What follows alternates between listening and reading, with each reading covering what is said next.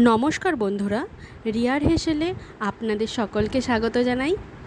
আজকের রেসিপি ভেটকি মাছের কালিয়া। তো শুরু করা যাক।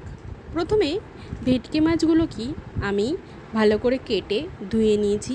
এরপর এতে লবণ ও হলুদ দিয়ে দেব। এবার আমি সুন্দরভাবে মাছটাকে লবণ আর হলুদের সাথে মাখিয়ে নেব।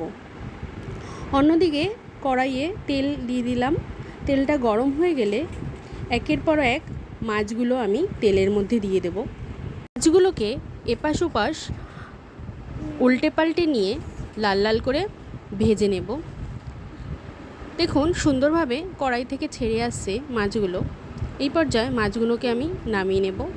অন্যদিকে টমেটো, আদা, রসুন এবং পেঁয়াজ আমি ঘষে নিয়েছি। এবার কড়াইয়ে তেল দিয়ে আমি গোটা জিরে ফোড়ন দিয়ে দেবো। এর মধ্যে পেঁয়াজ বাটা দিয়ে কিছুক্ষণের জন্য নাড়িয়ে চাড়িয়ে নেব। এবার আদা এবং রসুন বাটাটাও আমি পেঁয়াজ বাটাটার সাথে দিয়ে আবারও কয়েক সেকেন্ডের জন্য নাড়িয়ে নেব। এবার এই মশলাটার মধ্যে টমেটো বাটাটা দিয়ে দিলাম। এবার বেশ কিছুক্ষণ সময় ধরে আমাদের মশলাটা কষাতে হবে।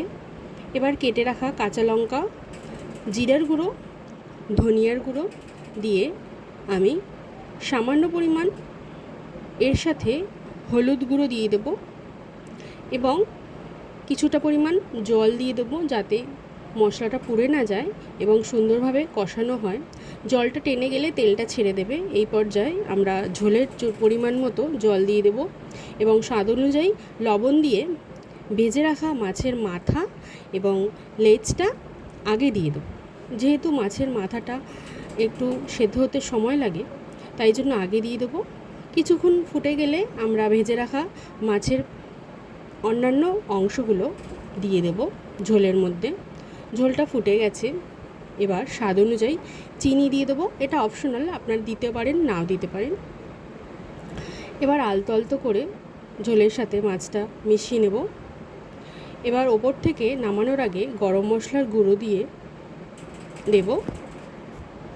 আলতোভাবে মিশিয়ে নেব। যেহেতু ভেটকি মাছটা নরম হয়, একটু সাবধানভাবে ঝোলের সাথে মেশাতে হবে।